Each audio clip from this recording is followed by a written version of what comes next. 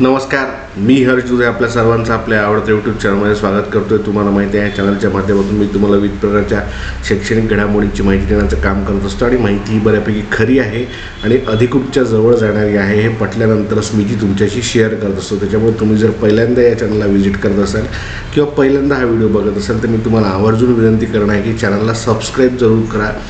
या चॅनलच्या माध्यमातून तुम्हाला शालेय शिक्षण असेल, उच्च शिक्षण असेल, तंत्र शिक्षण असेल, वैद्यकीय शिक्षण असेल, CET सेलकडून घेतलेल्या विविध प्रवेश परीक्षा असतील, त्यांचे वेळापत्रक असतील, कॉलेजांचे पर्याय असतील, कॅप राऊंड असतील, शिष्यवृत्तीची माहिती असेल, अशी सर्व 360 इत्थंभूत शैक्षणिक घडामोडींची माहिती मिळणार आहे। त्याच्यामुळं मला तुम्हाला विनंती करायची, एकदा चॅनलला तुम्ही सबस्क्राईब करा जेणेकरून तुम्हाला शैक्षणिक घडामोडींची माहिती ही वेळोवेळी मिळत राहील। या चॅनलचा एकमात्र उद्देश आहे तो म्हणजे विद्यार्थ्यांना योग्य आणि खरी माहिती मिळाली पाहिजे, पालकांनासुद्धा चांगली योग्य माहिती मिळाली पाहिजे आणि जेणेकरून कुठं विद्यार्थी शिकताना त्याला या माहितीचा फायदा व्हावा आणि त्याचं शिक्षण पूर्ण झाल्यानंतर त्याला कुठंतरी रोजगाराच्या, नोकरीच्या चांगल्या संधींची माहिती व्हावी, करिअरची माहिती व्हावी, या उद्देशाने मी हे चॅनल सुरू केलं आहे। त्याच्यामुळं तुमची साथ आवश्यक आहे आणि त्यासाठी तुम्ही त्याला सबस्क्राईब करू शकता चॅनलला। या तर आपल्याला सर्वांनाच माहिती आहे की शिष्यवृत्तीची प्रोसेस ही सुरू आहे। 11 ऑक्टोबरपासून शिष्यवृत्तीचे अर्ज हे सुरू झाले आहेत। आपल्या राज्य सरकारचं जे MHA-DBT पोर्टल आहे त्या MHA-DBT पोर्टलवरून तुम्हाला अर्ज भरायचा आहे। तुम्ही कुठल्याही अभ्यासक्रमाला प्रवेश घेतला असेल, पदवीच्या BA, BCom, BSc किंवा CET सेलकडून तुमची प्रवेश प्रक्रिया झाली असेल आणि तुम्ही engineering, MBA, MCA, BSc nursing, MBBS, BAMS, BHMS, B.Pharm, architecture, fine arts, BEd, law, अशा कुठल्याही प्रकारच्या पदवी किंवा पदव्युत्तर म्हणजे मास्टर डिग्री किंवा PGच्या अभ्यासक्रमांना जर प्रवेश घेतला असेल तर तुमच्यासाठी ही आवश्यक माहिती आहे।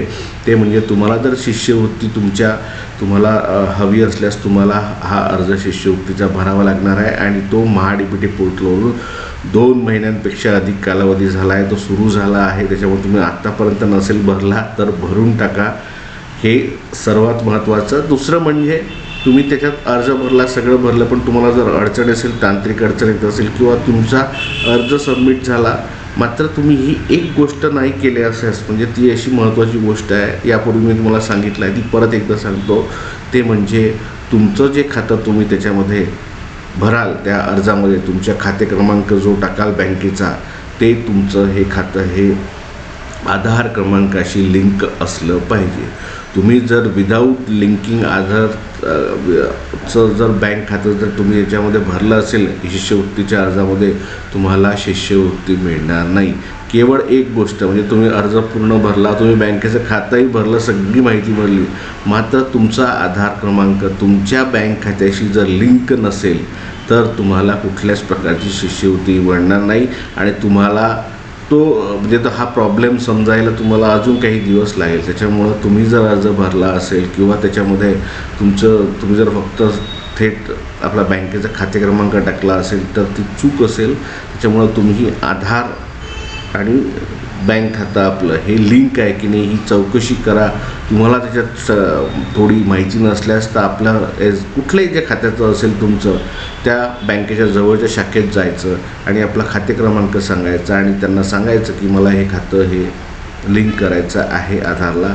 ते तुम्हाला सांगतील तुमचं खातं लिंक आहे का की नाही आहे, आणि नसेल तर एकदम सोपा पर्याय सांगतो, आपल्यासोबत आपला एक आधार कार्ड घेऊन जायचं आणि बँकेत गेल्यानंतर एक साधा अर्ज लिहायचा बँक मॅनेजरच्या नावाने, ज्याला आपण शाखा प्रबंधक म्हणतो, की माझं हे खातं आहे आणि या खात्याशी हा माझा आधार क्रमांक आहे, तो लिंक करण्यात यावा।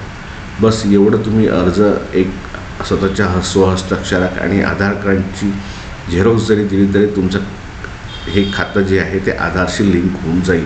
आणि जर हे खातं तुमचं आधारशी लिंक नसल्यास तुम्हाला खरंच सांगतो कुठल्याच प्रकारची शिष्यवृत्ती ही मिळणार नाही। त्याच्यामुळे हे फार महत्त्वाचं आहे की आपण जेव्हा शिष्यवृत्तीचा अर्ज भरतो तेव्हा आपलं आधार हे खात्याशी, बँक खात्याशी लिंक आहे का हे जाणून घ्यायचं आहे। तर हे महत्त्वाची बाब आहे, ही अनेक विद्यार्थी लक्षात ठेवत नाही, अर्ज भरतात आणि विसरून जातात। आता तुम्ही म्हणाल की शेवटची अर्ज डेट कधी आहे, तर मला असं वाटतं की ह्या 15 जानेवारीपर्यंत ही शेवटची अर्ज भरण्याची तारीख असण्याची शक्यता आहे, कारण जवळपास 3 महिन्यांपेक्षा अधिक कालावधी हा पूर्ण होऊन जाईल आणि त्याच्यामुळे हा पुरेसा कालावधी झाला सगळ्या प्रकारचे शिष्यवृत्तीचे अर्ज भरायला.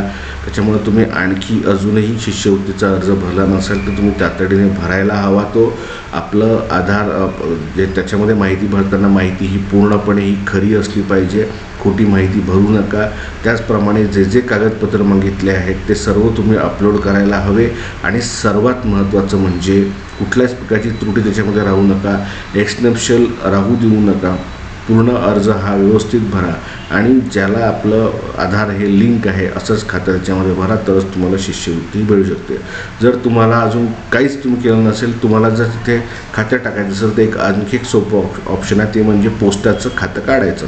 पोस्टामध्ये जायचं, त्याच्यामध्ये पोस्ट पेमेंट बँक नावाचं एक खातं निघतं, ते खातं तिथे जाऊन काढायचं. तुम्ही कुठल्याही जवळच्या पोस्ट ऑफिसमध्ये गेले तर तुमची बेसिक जी माहिती असलेले काही डॉक्युमेंट्स तिथे घेऊन जा आणि तिथे पोस्ट मास्टरशी तुम्हाला तिथे भेटले तुम्ही किंवा तुम्ही आपल्या घरी येणाऱ्या जे पोस्ट कार्ड आपल्याला पत्र देतात त्या दादा मामांना जरी विचारलं, ते सुद्धा आता तुमच्या तिथच्या तिथे हे काढून दिले. आणि त्याला डॉक्युमेंट कुठले लागणार आहे तर फारच कमी डॉक्युमेंट आहे त्याला, ते म्हणजे एक तुमचा आधार क्रमांक, मोबाईल क्रमांक तुमच्याजवळच असतोच. तिसरं पॅन कार्ड अनिवार्य नाही आहे, पॅन कार्ड असेल तर नसेल तरी काही हे नाही. आणि तिसरं म्हणजे शिष्यवृत्ती ॲप्लिकेशनचा क्रमांक. हे 3 तुम्ही करा. तुम्ही जर अर्ज भरला असेल सगळं, पण हे तुम्हाला काढायचं असेल तर हे खूप सोपं आहे. पोस्ट बँक खातं, पोस्ट पेमेंट बँकेचं खातं तुम्ही काढा. आपल्या जवळच्या कुठल्याही पोस्ट ऑफिसमध्ये गेलं तुम्ही आणि तुमच्याकडे जर हे 3 डॉक्युमेंट असतील, एक ते म्हणजे मोबाईल क्रमांक तुम्ही सोबतच असतो, मोबाईल क्रमांक माहीत असतो. दुसरं म्हणजे आधार क्रमांक, तिसरं म्हणजे शिष्यवृत्ती ॲप्लिकेशन क्रमांक. हे जरी केलं तरी तुमची शिष्यवृत्ती ही जमा होते. खूप चांगला केंद्र सरकारने हे निर्णय घेतला आहे. याची माहिती तुम्हाला महाडीबीटी पोर्टलच्या वेबसाईटवर सुद्धा उपलब्ध आहे. त्याच्यामुळं जर वेळ अजूनही भरला नसेल अर्ज, तुम्ही तातडीने भरा.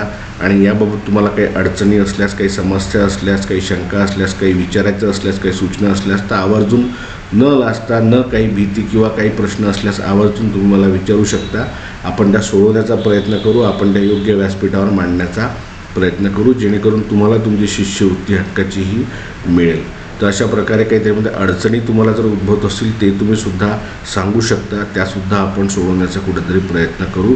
मात्र आता दिवस कालावधी फार कमी राहिले आहेत. आता सगळे डेडलाईन संपले आहेत. एक 10-15 दिवसात तुम्हाला त्याचंही माहिती येऊन जाईल किंवा एक फायनल अपडेट अंतिम एक 5-6-10 दिवस वाढून देतील तुम्हाला अजून पुढे. त्याच्यामुळे तातडीने सर्व शिष्यवृत्तीचे अर्ज भरून टाका. त्या कशा भरायच्या, काय भरायचे हे सगळ्या सूचना मी तुम्हाला दिलेल्या आहेत. सर्व अर्ज पूर्ण भरा. आधार असलेलाच बँक खातं, लिंक असलेला बँक खातं टाका. सगळे डॉक्युमेंट करा, एकही त्रुटी राहू देऊ नका आणि संपूर्ण अर्ज हा तातडीने भरा. ईमेल ID, मोबाईल क्रमांक हा बदलू नका, जो आहे तोच त्याच्यामध्ये ठेवा. तर अशा नाविन्यपूर्ण ही माहिती आहे, ही ठेवा तुम्ही तुमच्याकडे.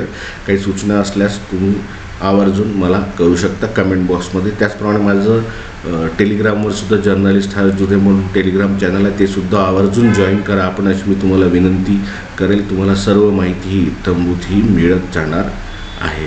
तर अशाच नाविन्यपूर्ण शैक्षणिक घडामोडींच्या माहितीसाठी आपण भेटत राहू. त्यासाठी एकच करायचं आहे, तुम्हाला चॅनलला सबस्क्राईब करा. व्हिडिओ आवडला असेल तर आपल्या आजूबाजूच्या विद्यार्थींसोबत, भाऊ बहिणींसोबत, सगळ्या गरजू विद्यार्थ्यांसोबत शेअर करा, अशी मी तुम्हाला विनंती करेल. सर्वांना नववर्षाच्या भरपूर साऱ्या शुभेच्छा आणि नवीन वर्षाचा एक संकल्प घेऊया. अशीच नाविन्यपूर्ण शैक्षणिक घडामोडींची माहिती जाणून घेत राहूया. त्याचा फायदा सर्वांनाच जेणेकरून होत राहील. भेटत राहू. धन्यवाद.